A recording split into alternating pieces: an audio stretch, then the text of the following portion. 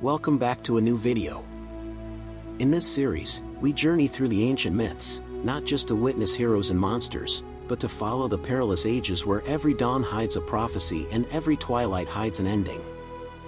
In this video we focus on all the key events. The creation of the world in Greek mythology. Not told in one voice, but sung in fragments. A myth built from darkness, sky, blood, and fire. A world not born in peace, but in violence, in division, in birth and betrayal. In the beginning, there was chaos. Not chaos as we know it. Not madness. But the void. An endless, silent nothing. A gap. A yawning breath before the first word. From chaos, the first primordial beings emerged. Not born from parents, but rising, like shapes in fog. Gaia, the earth, solid and eternal. Tartarus, the pit beneath all pits, darker than night. Eros, desire itself, the force that brings life together. Nyx, the night. Erebus, the shadow that fills it. No creator. No divine spark. Only emergence. And everything after was shaped by what came first. Gaia and Uranus, earth meets sky. From the earth came Uranus, the sky. He covered Gaia completely, and they became the first pair. Together, they birthed the Titans, the giants, the Cyclopes, and more. But Uranus was no gentle father. He feared his children, and buried them inside Gaia herself. Locked within her womb, Gaia, heavy with pain, forged a plan. She made a sickle of adamant, and gave it to her youngest son, Cronus. One night, as Uranus descended to cover the earth, Cronus struck. Severed the sky from the earth. And from the spilled blood of Uranus came the Furies, the giants, and Aphrodite. The age of Titans, power rises again. With Uranus overthrown, Cronus took the throne. But like his father, he feared his own children. He swallowed them whole. Each one born of his sister wife, Rhea. But Rhea saved one, Zeus. A child hidden in a cave. Raised in secret. Fated to rebel. And when Zeus grew strong enough, he returned. Forced Cronus to vomit his siblings. Poseidon. Hades. Hera. Demeter. Hestia. And together, they waged war. Titanomachy, the war of the gods. The Titanomachy raged for 10 years. Sky and earth were torn apart. Mountains shattered. Oceans boiled. The Titans fought from Mount Othrys. The Olympians from Mount Olympus. Thunder clashed with stone. Zeus unleashed his lightning. Gaia gave birth to monsters. Even the Cyclopes joined the fray, forging weapons of godhood. Lightning for Zeus. Trident for Poseidon. Helmet of invisibility for Hades. In the end, the Olympians triumphed. The Titans were cast into Tartarus. Chained forever in the deepest pit. The world was remade. The old gods buried. A new age began. Order from chaos, the world as we know it. Zeus took the sky. Poseidon the sea. Hades the underworld. And Gaia endured. Mount Olympus rose. The rivers flowed. The seasons turned. But the world in Greek myth was never safe. Never stable. Because from the very beginning, it was forged in rebellion. Every generation overthrew the last. Chaos birthed Gaia. Gaia overthrew Uranus. Cronus overthrew Uranus. Zeus overthrew Cronus. And somewhere, always, a prophecy waits, that even Zeus may fall. The Titanomachy. The divine war between the Titans and the Olympians. A war between generations. Between past and future. Between gods, and those who dared to become them. The first crime, when sky was severed from earth. It began not with a battle, but with a betrayal. In the beginning, Uranus, the sky, covered Gaia, the earth. Together they created the first beings. The mighty Titans, the one-eyed Cyclopes, and the monstrous Cenomanes, giants with 100 hands. But Uranus was afraid of his children, their power and their potential. So he cast them back into Gaia's womb. Into darkness. Into Tartarus. Into pain. Gaia, suffocating under the weight of her imprisoned children, forged a blade of flint and called to her sons. Only Cronus, the youngest Titan, answered. When Uranus descended once more, Cronus struck and the sky was torn from the earth. With that single act, the cycle began. From the blood of Uranus sprang new beings. The Erinyes, Furies, the giants. And from Seafoam, the goddess Aphrodite. But Uranus, before vanishing, cursed Cronus, "You too will be overthrown by your son." The reign of Cronus, and the return of fear. With Uranus gone, Cronus ruled. And for a time, peace reigned. This was the Golden Age, a world without toil, without suffering. But it was built on fear. Cronus, now king of the cosmos, took his sister Rhea as his queen. Together they had 6 children: Hestia, Demeter, Hera, Hades, Poseidon, and Zeus. But Cronus remembered the prophecy. And so he swallowed each child whole, moments after birth. He thought himself safe. But Rhea, grieving, rebelled. She gave birth to Zeus in secret, on the island of Crete, and gave Cronus a stone wrapped in swaddling clothes. Zeus was hidden, raised in a cave, fed by the goat Amalthea, protected by armored warriors who drowned his cries with their clashing shields. A child destined to overthrow the king. Zeus returns, the spark of war. When Zeus came of age, he descended from the mountains and challenged his father. Some say he used a potion given by Metis, the goddess of wisdom. Others say he struck Cronus with force. Either way, Cronus vomited up his swallowed children. Fully grown, furious, and free, the 6 siblings united and declared war. This was not a skirmish. This was not a battle. This was Titanomachy, the war of the gods. The 10-year war, clash of cosmos. The Titans rallied to Mount Othrys, the Olympians to Mount Olympus. And between them, the earth cracked, the skies burned, and the oceans trembled. The Titans were powerful and ancient. Cronus led them. With him stood Iapetus, Hyperion, Ceus, and Crius. Old gods with dominion over time, stars, intellect, and strength. But the Olympians had youth, cunning, and prophecy. But still, the Titans endured. It was Gaia who offered the final key. She whispered to Zeus, "Free the ones your grandfather imprisoned and they will turn the tide." The turning point, monsters as allies. Deep in Tartarus, Zeus descended and freed the Cyclopes and Cenomanes. Grateful, the Cyclopes gifted divine weapons. The thunderbolt for Zeus, the trident for Poseidon, and the helm of invisibility for Hades. The Cenomanes hurled mountains. Their 100 arms unleashed chaos. Zeus hurled thunderbolts that split mountains. Poseidon shook the seas with his trident.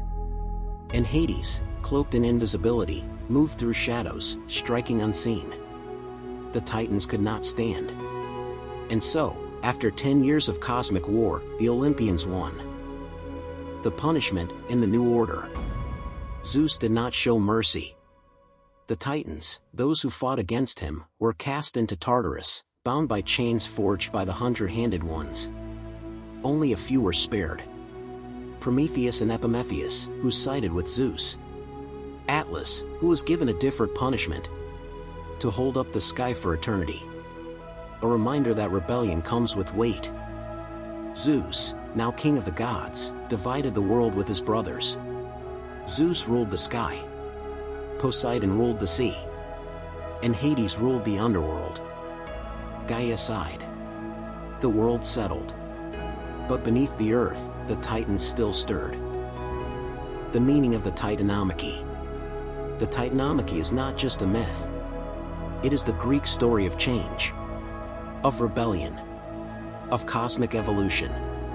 It teaches us that power fears the future, that every ruler becomes the tyrant they once overthrew, that progress comes through destruction. This was not a war of good versus evil. There were no heroes, only the victors, only the survivors. And somewhere, always, the cycle waits to begin again. How the Olympians claimed their place among the gods. A story of ambition, of rebellion, of destiny fulfilled in thunder. The birth of a new generation. It began not with a crown, but with a prophecy. Cronus, king of the Titans, had taken power from his father, Uranus. But as the sky had warned him long ago, you too will be overthrown by your son. In fear, Cronus swallowed each of his children the moment they were born. Hestia, Demeter, Hera, Hades, Poseidon, all consumed, all trapped in darkness. But Rhea, his queen, refused to lose another child. On the island of Crete, she gave birth to Zeus in secret. She wrapped a stone in swaddling cloth and placed it in Cronus's hands. The king devoured it without suspicion. Zeus was hidden away, fed by the goat Amalthea, and guarded by the Curetes, warriors whose clashing spears drowned his cries. The last hope of a new age. The return of Zeus, the spark that ignited the rise. When Zeus reached manhood, he left the safety of Crete and returned in secret to the court of Cronus. With the guidance of the goddess Metis, he prepared a plan. A potion to force Cronus to disgorge his children. One drink and the Titan king choked. One by one, Zeus's brothers and sisters emerged, fully grown. Furious. Free. They stood together for the first time. Not as prisoners, but as a family. As a force. And in that moment, the rise of the Olympians began. Allies forged in the depths. But the Titans still ruled the heights of power. The Olympians needed more than courage. Gaia whispered to Zeus, "Free the ones your grandfather bound, and they will fight for you." In the black depths of Tartarus, Zeus unchained the Cyclopes and the Cenomanes. In gratitude, the Cyclopes gifted them divine weapons. The thunderbolt for Zeus, the trident for Poseidon, and the helm of invisibility for Hades. The 100-handed giants swore loyalty, promising to turn their fury on the Titans. The first clash. The Olympians claimed Mount Olympus as their seat. The Titans rallied on Mount Othrys. The sky darkened. The seas boiled. The earth shook under the weight of war. Zeus's thunder split the heavens. Poseidon's trident churned the seas into whirlpools. Hades moved unseen, striking fear into enemy ranks. Though the Titans fought fiercely, the balance of power had shifted. The young gods were no longer challengers. They were contenders for the throne of the world. The fall of the old order. At last, the Titans faltered. Zeus led the final assault, lightning flashing from his hands. The 100-handed ones hurled mountains as weapons. The old gods fell. Some were cast into Tartarus, bound in chains that would never break. Atlas was set apart, given the burden of holding up the sky forever. The age of the Titans ended, and the rule of the Olympians began. A throne divided. With victory won, Zeus stood as king of the gods. But the cosmos was too vast for one ruler. So the brothers divided it. Zeus took the sky. Poseidon ruled the sea. And Hades claimed the underworld. Hera, Demeter, and Hestia took their places as queens of Olympus. The Council of 12 was born. And for the first time, the world knew the rule of the Olympians. The meaning of the rise. The rise of the Olympians is not just a tale of war. It is the Greek story of renewal. Of youth toppling age. Of the inevitable march of change. It teaches that power is never permanent. That every ruler will one day face a challenger. And that every new order carries the seeds of its own downfall. The Olympians were not born as kings and queens. They became them. through courage, through struggle, through the will to claim their place among the stars. Prometheus, the Titan who stole fire from Olympus. A story of cunning, of defiance, and of punishment that shook eternity. The Titan who favored mortals. Prometheus was not like the other Titans. When the Olympians rose to power, he sided with Zeus and the Titanomachy. In return, he was spared the fate of his kin. He wandered the new world, watching mortals struggle in the cold and the dark. They were fragile, weak, and yet full of potential. Prometheus taught them many things: how to build, how to hunt, and how to survive. But without fire, they could never truly flourish. And fire belonged only to the gods.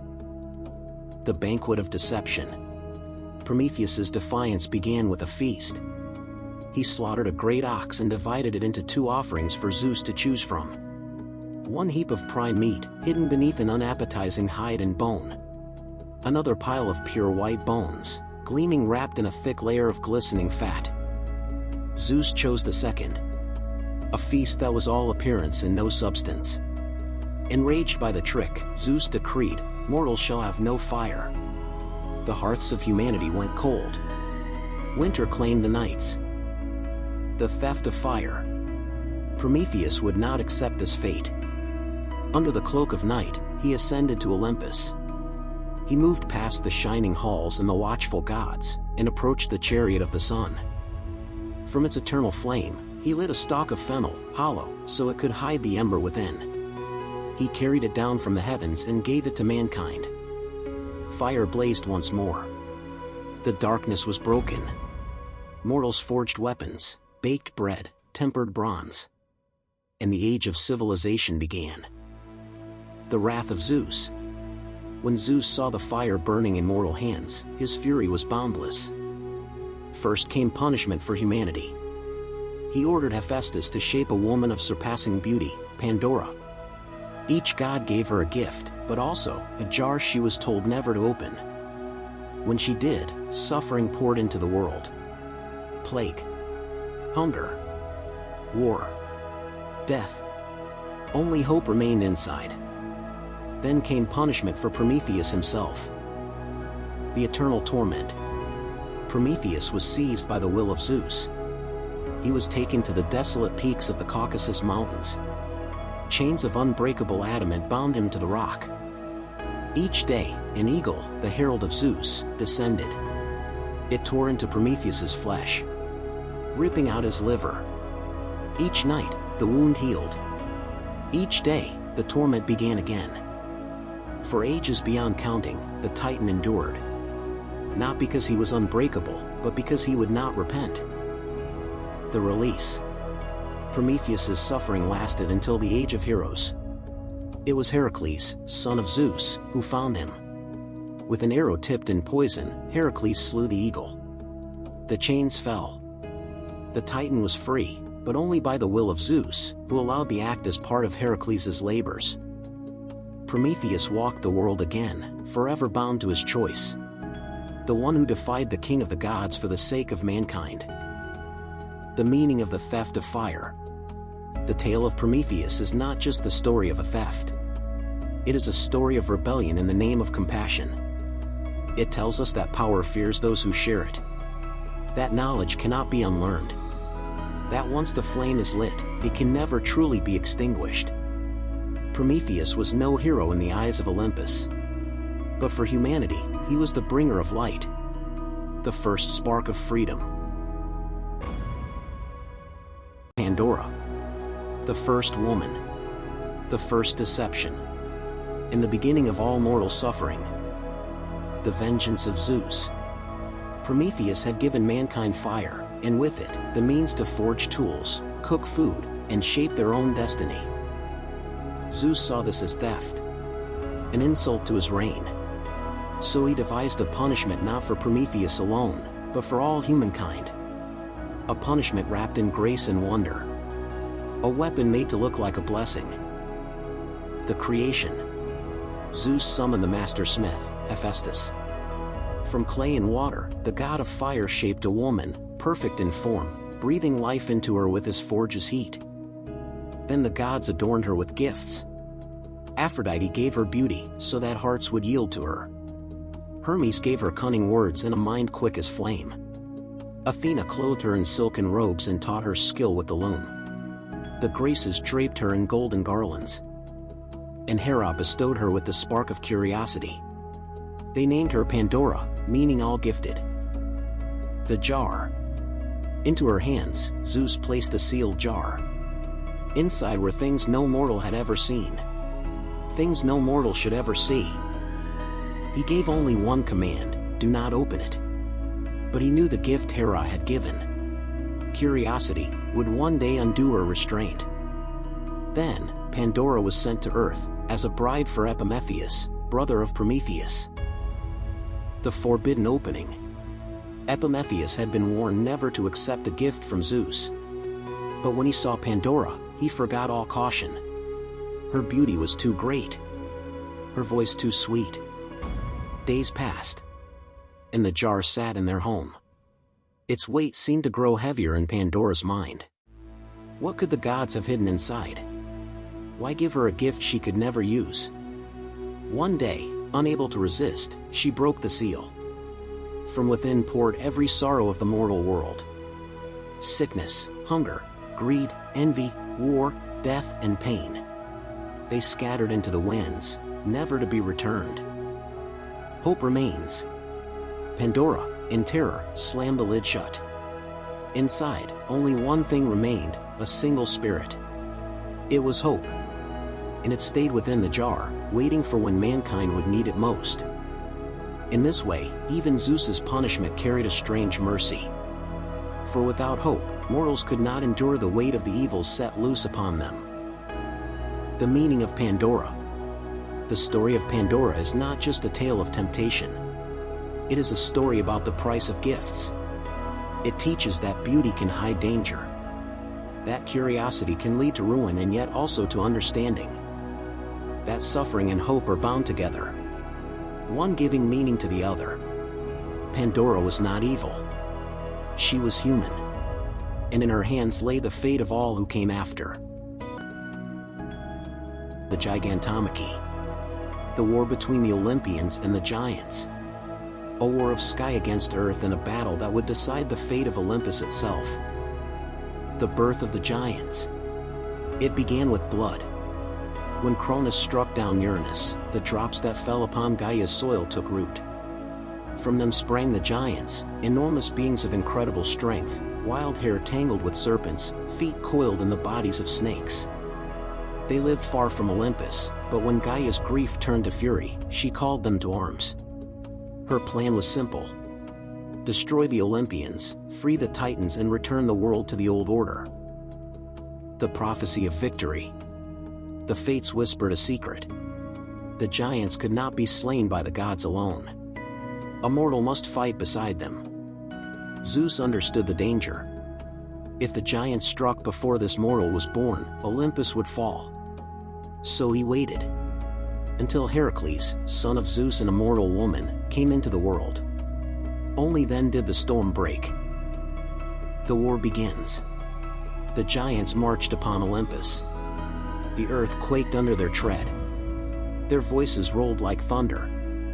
Each one was a terror. Alcyoneus, immortal so long as he stood upon his homeland. Porphyrion, leader of the giants, lusting for Hera herself. Enceladus, whose roar split mountains. And countless more, each stronger than the last. From the heights, Zeus hurled thunderbolts that turned night to day. Poseidon shattered the earth with his trident. Athena charged into battle, her shield blazing. But the giants did not fall. The mortal's hand. Heracles joined the fray, his bow singing with each arrow loosed. First, he struck Alcyoneus, driving him from his homeland so his immortality failed. Then he felled others, each blow tipping the balance. When Porphyrion charged at Hera, Zeus struck him with lightning and Heracles' arrow finished him. The prophecy was fulfilled. The tide turned. The fall of the giants. One by one, the giants were slain. Athena crushed Enceladus beneath the island of Sicily. Poseidon buried Polybotes under the island of Nisyros. Apollo's arrows burned the air, and Dionysus, wild with fury, struck down Eurytus. When the last giant fell, the earth was quiet once more. The meaning of the Gigantomachy. The Gigantomachy is more than a battle. It is a warning that power is never safe. That victory must be defended as fiercely as it is won. It tells us that every ruler will face new challengers, that old grudges never die, and that even gods sometimes need the help of mortals. The Olympians stood triumphant, but Gaia still watched from below, and the seeds of rebellion still slept in the earth. 5 Ages of Man. A story of creation, decline, and the long march toward darkness. The first age, the Golden Race. The first race of mortals lived under the rule of Cronus, in the Golden Age.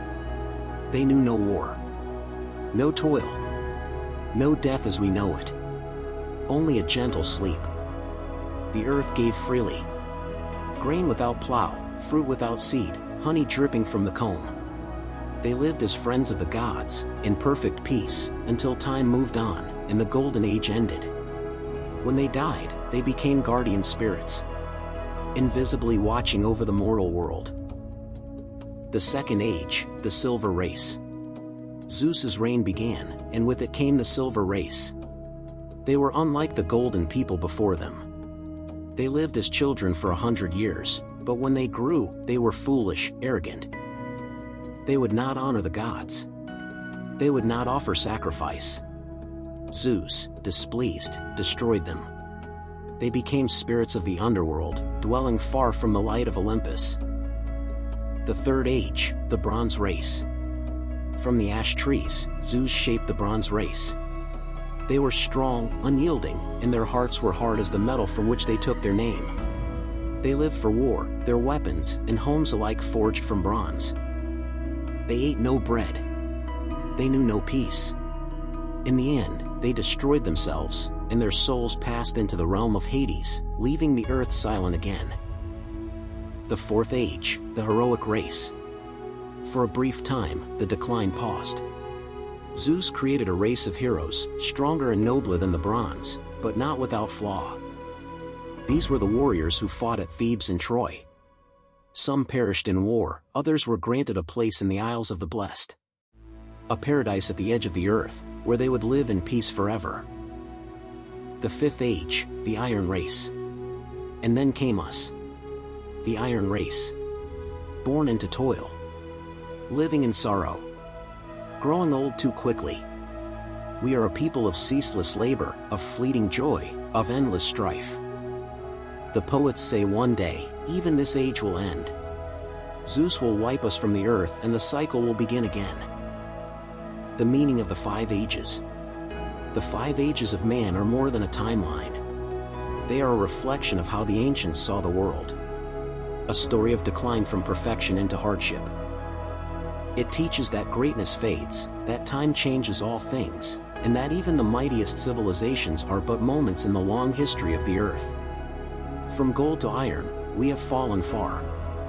But perhaps, like the heroes, we may yet find our way to something brighter. Perseus and the slaying of Medusa. A story of divine aid, moral courage, and a single strike that echoed through legend. The birth of a hero. It began with a prophecy. King Acrisius of Argos was told by the oracle, "Your grandson will be your death." In fear, he locked his only daughter, Danae, in a bronze chamber, cut off from the world. But Zeus came to her in a shower of golden light. From this union, Perseus was born. Acrisius, unwilling to kill his own blood, set mother and child adrift at sea in a wooden chest. They washed ashore on the island of Seriphos, where a fisherman named Dictys took them in. The king's challenge. Years later, Dictys' brother, King Polydectes, desired Danae, but Perseus stood in his way. So the king devised a trap. He demanded that every man in his court bring him a gift worthy of a king, a horse. Perseus had none to give. Mocking him, Polydectes said, "If you are so bold, bring me the head of Medusa instead." Medusa, the most feared of the Gorgons. Her hair a nest of living snakes. Her eyes able to turn any who met them into lifeless stone. The gifts of the gods. The gods took pity on the young hero. Hermes gave him a gleaming sword, sharp enough to pierce the scales of any monster. Athena lent him a polished bronze shield. Not to strike, but to see without looking directly at the Gorgon's face. The nymphs of the north gifted him 3 treasures. Winged sandals to carry him through the air. A cabesus, a magical pouch to hold the head. And the cap of Hades, to cloak him in invisibility. The journey to the Gorgons. Guided by Hermes, Perseus sought the Graeae. 3 ancient sisters who shared one eye and one tooth between them. He stole their eye and refused to return it until they revealed the way to Medusa's lair. At the edge of the world, beyond the ocean's reach, he found the Gorgons sleeping among the corpses of their victims. Medusa lay in the center, the only mortal among her immortal sisters. The slaying of Medusa. Perseus did not meet her gaze. He watched her reflection in Athena's shield, step by step drawing closer. When the moment came, he struck. The blade of Hermes flashed, and with a single stroke, Medusa's head was severed. From her blood sprang 2 beings. The winged horse Pegasus and the warrior Chrysaor. The other Gorgons woke, their screams shaking the air. But Perseus, donning the cap of Hades, vanished into the wind. The return. On his journey home, Perseus encountered more trials. He rescued Andromeda from a sea monster, turned the giant Atlas into stone, and at last returned to Seriphos. Polydectes still tormented Danae. So Perseus revealed Medusa's head, and the king and his court became statues, frozen forever in fear. The meaning of Perseus's quest. The tale of Perseus is more than a monster slaying. It is the story of cunning over brute force. Of courage strengthened by humility. For Perseus did not face Medusa head-on, but used the gifts and wisdom of the gods to prevail. It teaches that even impossible challenges can be met with the right allies, that the greatest victories come not from strength alone, and that every hero's journey changes the world around them. Perseus began as a man with no gift to give, and returned with a legend. Pericles and the 12 Labors. A story of atonement, of impossible trials, and of a hero who turned punishment into glory. The birth of Heracles. Heracles was the son of Zeus and the mortal queen Alcmene. His birth was marked by the jealousy of Hera, who hated every child born of Zeus's infidelity. Even in his cradle, she sent serpents to kill him. The infant Heracles seized them in his fists and crushed them. It was the first sign of the strength that would define him. The madness in the sentence. Heracles grew into a mighty warrior, but Hera's hatred never faded. One day, she clouded his mind with madness. In a rage he could not control, Heracles slew his own wife and children.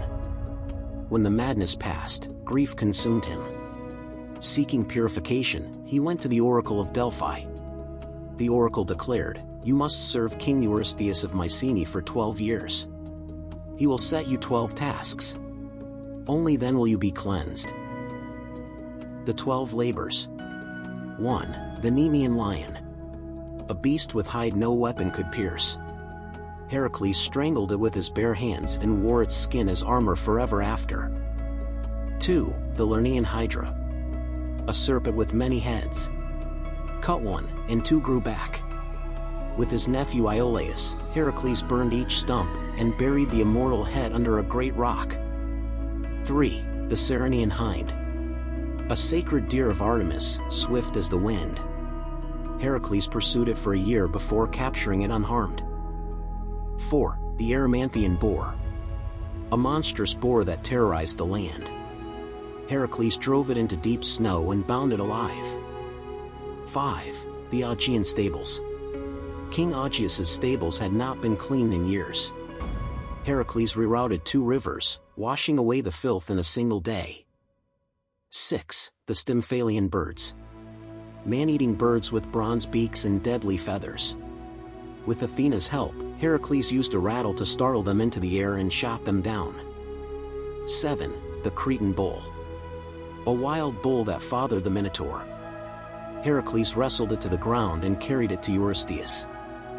8. The Mares of Diomedes. Flesh-eating horses. Heracles fed their master, King Diomedes, to them and they became tame. 9. The Belt of Hippolyta. Queen of the Amazons. At first she offered the belt freely, but Hera stirred trouble and Heracles fought his way out with it. 10. The Cattle of Geryon. A giant with 3 bodies. Heracles slew him and drove the cattle back to Greece. 11. The Apples of the Hesperides.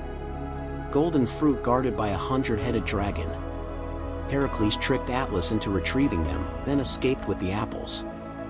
12. The Capture of Cerberus. The Final Labor. Heracles descended into the underworld and wrestled the 3-headed hound of Hades. He brought Cerberus to Eurystheus, who hid in terror. The meaning of the labors. The 12 labors are more than feats of strength. They are a path of transformation. From a man cursed by madness, to a hero cleansed by trial. They teach that redemption is earned, that courage is not the absence of fear, and that the greatest victories are won through persistence. Heracles did not choose his labors, but he chose to endure them. And in doing so, he became immortal, not just in body, but in story. Theseus and the Minotaur. A tale of courage, sacrifice, and the thread that leads home. The price of defeat. The story begins with war. Athens had once fought Crete and lost. As punishment, King Minos of Crete demanded a terrible tribute. Every 9 years, 7 young men and 7 maidens would be sent across the sea to be devoured by the Minotaur. The creature was the shame of Minos's family, born of his wife Pasiphae and a divine bull. Half man, half bull, it lived in a twisting labyrinth built by the master craftsman Daedalus. A prison with no walls to climb and no path to escape. The decision of Theseus. When the 3rd tribute came due, the people of Athens wept. But Prince Theseus stepped forward. "I will go to Crete," he said, "and I will kill the beast." King Aegeus, his father, begged him to reconsider. But Theseus would not be swayed. He promised that if he returned alive, he would raise white sails on the ship instead of black, so his father would know of his survival from afar. The Princess and the Thread. When Theseus arrived in Crete, he caught the eye of Princess Ariadne, daughter of Minos. She knew the labyrinth's secret. Once inside, there was no way out, unless you marked your path. She gave Theseus a ball of thread, and told him, "Tie one end at the entrance, unwind it as you go, and it will guide you back to the light." In return, he promised to take her away from Crete forever. The Slaying of the Minotaur. In the darkness of the labyrinth, Theseus walked carefully, the thread trailing behind him. He heard the beast before he saw it. A deep, rumbling breath and the scrape of hooves on stone. The Minotaur charged. Its horns gored the air where Theseus had stood a heartbeat before. The prince grappled with the creature, dodging its horns, striking with his sword. In the end, he drove the blade deep into the Minotaur's heart. The beast fell and the labyrinth was silent. The escape and the forgotten promise. Following the thread, Theseus led the others out into the dawn. He fled Crete with Ariadne. But on the island of Naxos, he abandoned her. Whether by choice or by the will of the gods, the stories disagree. He sailed for Athens, but in his joy, he forgot to change the black sails to white. When King Aegeus saw the dark sails from the cliffs, he believed his son was dead, and in despair, he threw himself into the sea. That sea bears his name to this day, the Aegean. The meaning of the myth. The story of Theseus and the Minotaur is more than a battle in the dark. It is about the courage to walk into the unknown, the wisdom to take help when it is offered, and the tragedy of human forgetfulness. It teaches that victory is not without cost, that heroes are flawed, and that every labyrinth, whether of stone or fate, has a way out, if you can find the thread. Jason and the Argonauts. A tale of betrayal, love, and a voyage to the edge of the world. The rightful heir in the impossible quest. Jason was the son of Ezon, rightful king of Iolcus. But his uncle Peleus seized the throne, fearing a prophecy that a man with one sandal would bring his ruin. Years later, Jason returned to claim his birthright. Peleus feigned welcome, but set a trap. "If you wish to be king," he said, "bring me the golden fleece that hangs in a far-off land, guarded by a dragon that never sleeps."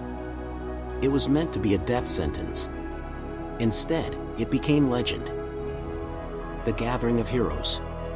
Jason called for the bravest in Greece and they came. Heracles, strongest of men.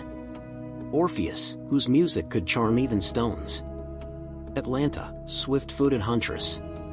And Castor and Polydeuces, the twin sons of Zeus. They boarded the ship Argo, built by the master Argus, with a prow blessed by the speaking timber of Dodona's sacred oak. Together, they became the Argonauts. The voyage and the trials. The Isle of Lemnos. Ruled by warrior women who had slain their men. The Argonauts stayed longer than they should, until Heracles reminded them of their quest. The Harpies of Phineus. The blind seer Phineus was tormented by winged harpies who stole his food. The Argonauts drove them away and in thanks, Phineus warned them of the deadly Symplegades, the clashing rocks. The clashing rocks. Two great cliffs that smashed together, crushing anything between them. Following Phineus's advice, they sent a dove ahead. When it made it through, they rowed with all their strength, escaping what the Argo's stern just grazed. Calchas and the Golden Fleece. At last they reached Calchas, where King Aeetes ruled. He agreed to give Jason the fleece, but only if he completed 3 impossible tasks. 1. Yoke fire-breathing bulls and plow a field with them. 2. Sow the field with dragon's teeth, which would spring into armed warriors. 3. Defeat the sleepless dragon that guarded the fleece. Jason might have failed, if not for the king's daughter, Medea. A sorceress and priestess of Hecate, she fell in love with Jason and offered her aid. With her magic, Jason tamed the bulls, turned the earthborn warriors against each other and lulled the dragon to sleep. Jason seized the fleece and Medea fled with him, leaving her home forever. The return and the cost. The voyage home was no less perilous. They faced sirens whose song lured sailors to their deaths, but Orpheus's music drowned their call. They sailed through storms and clashed with hostile kings. When they finally returned to Iolcus, Jason presented the fleece to Peleus. But Medea had her own vengeance for the usurper. A vengeance soaked in blood. The throne was Jason's at last, but the gods do not let mortals rest in peace for long. The meaning of the voyage. The tale of Jason and the Argonauts is not just an adventure. It is the Greek vision of the hero's journey. A gathering of strength, a voyage into danger and a return forever changed. It teaches that no quest is completed alone, that love and loyalty can win the impossible and that every prize comes with a price. The Argo may be gone, but her name still sails through the centuries, carried by the wind of stories. Caledonian Boar Hunt. A tale of pride, wrath, and a chase that united the greatest of Greece. The Curse of Artemis. Caledon was ruled by King Aeneas, a man of wealth and reverence, but one year he made a fatal mistake. When he offered sacrifices to the gods, he honored all. Zeus with his thunder, Hera with her majesty, Poseidon with his waves, but he forgot Artemis, goddess of the hunt. The slight could not be forgiven. Artemis's vengeance was swift. She sent a monster. A boar vast as a bull, its tusks sharper than bronze, its hide like iron and its eyes burning with divine fury. It tore through the orchards, uprooted vineyards, and trampled the harvest beneath its hooves. Hunger and terror spread across Caledon. Desperate, the king summoned heroes. Only a company of legends could face such a beast. The gathering of hunters. And so they came. Meleager, prince of Caledon, noble and unyielding. Theseus, slayer of the Minotaur. Castor and Polydeuces, the horse-taming twins of Zeus. Jason, who once sailed after the Golden Fleece. Peleus, father of Achilles, still in the spring of his youth. And Atalanta, the maiden of Arcadia, raised by bears, swift-footed, sharp-eyed, deadly with her bow. The heroes feasted, pledged oaths and prepared their nets, their spears, their hounds. The air was thick with pride and rivalry, for glory in the hunt meant immortality in story. The hunt begins. At dawn, the horns sounded. The hunters swept into the forests of Aetolia. Dogs barked, men shouted and the ground shook as the boar thundered forth, a storm of tusks and muscle. The first to charge was Encius, confident in his axe, but pride blinded him. The boar gored him through and he fell screaming, his blood staining the leaves. The heroes pressed on, spears flying like rain, but the beast was swifter than they dreamed. Trees splintered in its path and even the bravest staggered. Then Atalanta raised her bow. Calm amidst chaos, she loosed her arrow and it struck true, wounding the boar behind the ear. The first blood was hers. The fatal blow. The beast reeled, roaring. Meleager saw his chance. With strength and precision, he cast his spear, driving it deep into the boar's side. The monster collapsed, its fury spent, the forest echoing with the sound of its fall. The hunters gathered round, but the question remained. Who should claim the prize? Meleager, with a steady voice, declared, the first wound was struck by Atalanta. The honor is hers. He laid the boar's hide at her feet, a gift of respect and perhaps of love. Wrath within the house. But not all were pleased. Many scoffed that a woman should be honored above men. The quarrel grew bitter and in the heat of words, Meleager turned his spear upon his own uncles, kinsmen who scorned Atalanta's claim. Their blood, too, stained the earth of Calydon. News of the deed reached his mother, Althea. Grief for her brothers overpowered her love for her son. And so she remembered the prophecy. That Meleager's life was bound to a single brand of wood, hidden in her chest. With trembling hands, she cast it into the fire. And as the flames consumed the wood, so too did they consume her son. Meleager's glory was cut short and the joy of the hunt turned to mourning. The meaning of the hunt. The Caledonian boar hunt was more than a chase. It was a clash of pride and piety of gods demanding reverence of mortals daring to test them. It tells us that glory is fleeting, that even heroes cannot outrun fate and that in the hunt for honor, the greatest beast is often pride. But it also tells us this. That courage knows no gender. That a single arrow can shift the course of legend. And that no victory comes without cost. Trojan War. A tale of desire, vengeance, and the fall of a mighty city. The spark of the war. It began not with swords, but with a wedding. When Peleus wed the sea nymph Thetis, all the gods were invited. All but Eris, goddess of strife. She came unbidden and in her wrath she cast down a golden apple inscribed with 3 words, for the fairest. Hera, queen of the gods. Athena, goddess of wisdom. And Aphrodite, goddess of love. Each claimed it as her own. To decide, they turned to Paris, prince of Troy, shepherd on Mount Ida. Hera promised him power. Athena promised him glory. But Aphrodite promised him the love of the most beautiful woman on earth. Paris chose Aphrodite. And so he took Helen, wife of Menelaus, king of Sparta. The abduction was the spark, but the fire that followed would consume nations. The gathering of heroes. When Menelaus called for vengeance, the kings of Greece answered. Agamemnon, lord of Mycenae, leader of the host. Odysseus, cunning as the sea. Diomedes, bold and relentless. Ajax the great, towering in might. And Achilles, son of Thetis, swift-footed, nearly invincible, the greatest warrior Greece would ever know.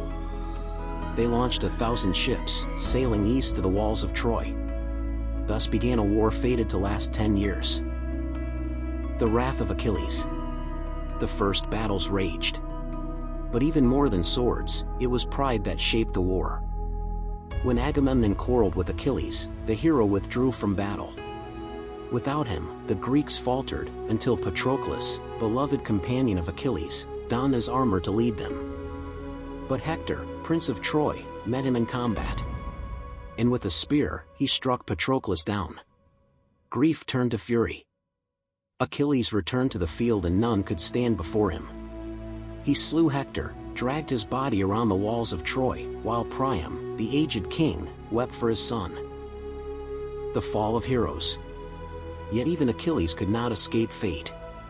Paris, guided by Apollo, shot a single arrow into his heel. The one place left unguarded and the mightiest warrior fell. Others, too, met their doom. Ajax, driven mad, took his own life. Agamemnon would return home only to be slain. Even victors were not spared the gods' vengeance. The fall of Troy. At last, the Greeks devised a trick. They built a giant wooden horse, left it at Troy's gates and sailed away. Or so it seemed. The Trojans rejoiced, believing the war was ended. They pulled the horse into their city, not knowing it was filled with warriors in hiding. That night, while Troy slept, the Greeks emerged, opened the gates and fire swept through the city. Priam was slain upon his altar, Hector's wife enslaved and Aeneas fled carrying his father on his back. Thus fell Troy, the proud city by the sea, crushed not only by arms, but by deception. The meaning of the war. The Trojan War was more than a battle. It was the stage where gods walked with men, where love sparked ruin and where pride toppled kingdoms. It tells us that no fortress is unbreakable, that even the mightiest are not spared fate, and that victory often comes not from strength, but from cunning. It is the myth that gave us Achilles, Hector, and Odysseus, names that still echo across the centuries, reminders that every war leaves behind more ashes than glory. The Odyssey. A tale of cunning, loss, and the long road back. The man of many turns. His name was Odysseus, king of Ithaca. Cunning in mind, quick with words, the man who devised the wooden horse that broke Troy's walls. But while the Greeks sailed home, the gods had other plans for him. Poseidon, god of the sea, seethed with anger, for Odysseus had blinded his son, the Cyclops. So the king of Ithaca wandered, his sails torn and his course bent by storms and curses. The voyage and its trials. The Lotus Eaters. His men first found an island of flowers. Those who tasted the lotus forgot their homes, their wives, their children, and wished only to stay. Odysseus dragged them back to the ships, forgetting was death. The Cyclops Polyphemus. In a cavern of giants, they met Polyphemus, a one-eyed shepherd. He trapped them, feasted on their flesh. But Odysseus, with cunning, gave him wine and drove a sharpened stake into his eye. They escaped beneath the bellies of sheep. But pride betrayed him. He revealed his name, and so Poseidon's wrath followed him ever after. Circe the sorceress. On Aaa lived Circe, who turned men into swine with a touch. Odysseus, aided by Hermes, resisted her spell and won her favor. For a year they lingered, until the sea called him onward. The land of the dead. To learn his fate, Odysseus sought the counsel of the dead. The ghost of Tiresias warned him. Resist the cattle of the sun and you may yet see Ithaca. But doom awaited if his men disobeyed.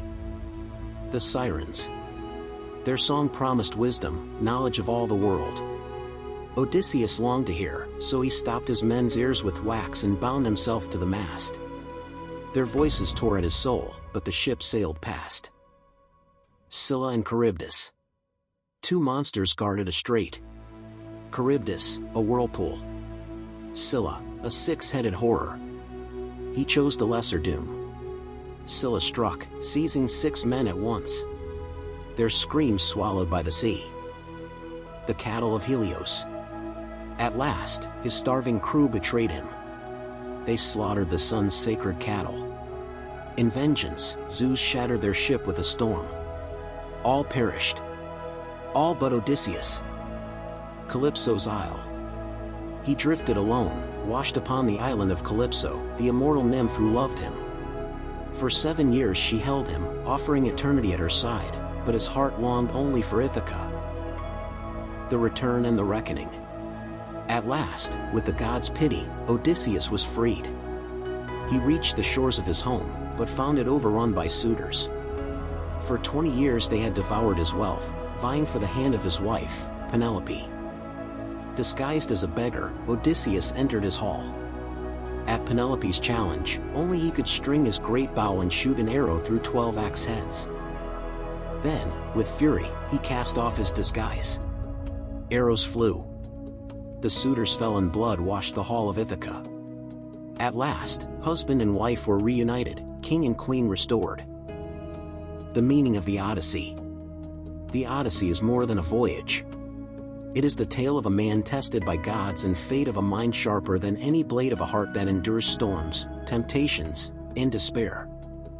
It teaches us that home is worth every struggle, that pride brings ruin, that cunning can triumph where strength fails, and that even after 20 years, hope can endure. Odysseus's name lives on, not because he conquered new lands, but because he found his way back. Theban Cycle. A tale of riddles, curses, and bloodlines doomed to repeat their sins. The prophecy of Oedipus. The tale begins with Laius, king of Thebes. The oracle at Delphi warned him. His own son would kill him and marry his mother. Terrified, Laius cast his infant away, feet pierced and bound, left to die upon a mountain. But fate does not bend to fear. The child was rescued, raised by the king and queen of Corinth. They named him Oedipus, swollen foot. The riddle of the Sphinx. Years later, Oedipus sought his destiny. The oracle told him the dreadful truth. He was fated to kill his father and wed his mother. Horrified, he fled Corinth, believing its rulers his parents. But on the road, in anger, he quarreled with a stranger and killed him, not knowing it was Laius, his true father. When he came to Thebes, the city was in terror. For the Sphinx, a monster of woman, lion, and wings, crouched at the gates, devouring all who failed her riddle. Oedipus answered, "What walks on 4 legs in the morning, 2 legs at noon and 3 in the evening? Man, who crawls as a child, walks as an adult and leans on a staff in old age." The Sphinx cast herself down in defeat. Thebes was saved and its people crowned Oedipus king, gave him Jocasta, the queen, as his wife. Thus the prophecy was fulfilled, though none yet saw the truth. The doom of Oedipus. Years passed, but plague fell upon Thebes. The oracle spoke again. The land was cursed because the murderer of Laius still lived within the city.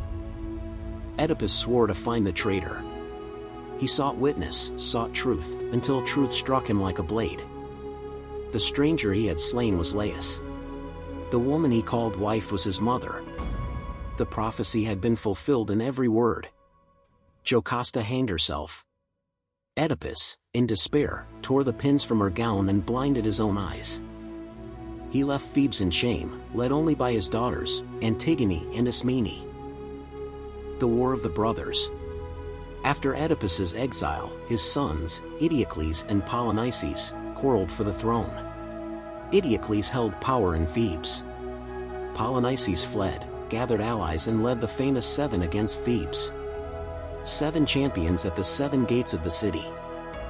The battle was fierce, but the brothers met face to face and slew each other, brother against brother, fulfilling the curse of their father's line. The fate of Antigone. With the brothers dead, Creon, their uncle, ruled. He decreed Eteocles honored, but Polynices, the rebel, left unburied, his corpse to rot beneath the sun. Yet Antigone defied the law. She buried her brother, choosing the god's command over a king's decree. For this, Creon condemned her, sealed her in a tomb alive. But in punishing her, he destroyed his own house. His son, betrothed to Antigone, took his life beside her. And Creon was left in ruin. The meaning of the Theban cycle. The tale of Oedipus and his bloodline is not just a story of kings and wars. It is the Greek vision of fate. That no man can escape his destiny, that pride blinds as surely as sorrow, and that the sins of the father echo through the children. It teaches us that truth, however painful, cannot be outrun. That defiance may bring honor, even in death. And that a throne gained by blood is a throne cursed from the start. Thebes rose in glory, but its kings were shadows of a prophecy that no sword, no wit, and no prayer could undo. Fall of the heroes and the rise of mortals. A tale of glory fading, of gods withdrawing and of a world left to men. The Age of Heroes. The Greeks told of 5 ages of mankind. Gold, silver, bronze, then the Age of Heroes, when demigods strode the earth and their deeds shaped the world. It was the time of Heracles and Perseus, of Jason and the Argonauts, of Achilles, Ajax, and Odysseus. They battled monsters, defied kings, and even shook the will of Olympus. But every age must end. The doom of Heracles. Heracles, strongest of all mortals, conqueror of labors, son of Zeus himself.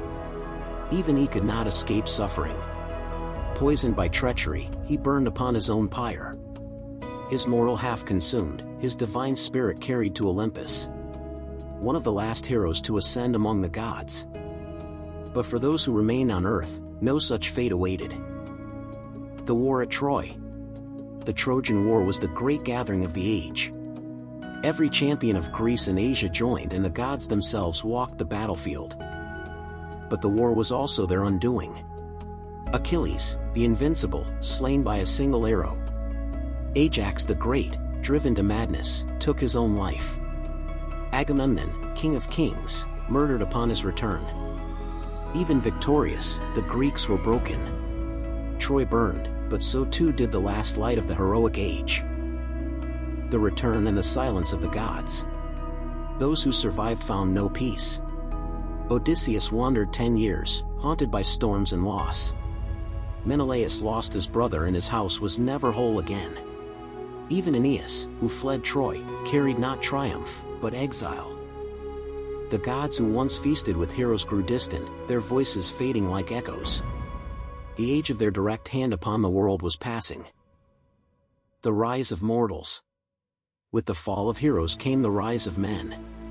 Kings no longer traced their blood to Zeus. Cities were built not by demigods, but by mortals working stone by stone. Law replaced prophecy. Ships and trade replaced quests. And though the stories of heroes lived on, they became legends of a brighter, vanished time. The meaning of the end. The fall of the heroes is not just the ending of an age. It is the Greek vision of mortality. That glory cannot last, that even the greatest fall, and that the world belongs, in the end, to ordinary men. It teaches us that myth is both memory and warning. That power fades, that gods depart. And that the true legacy of the heroes is not their strength, but the stories that mortals carry forward. The age of heroes may have ended, but in every telling, every voice around the fire, they rise again. Thank you for watching. If there's another myth or age you want us to explore, tell us in the comments.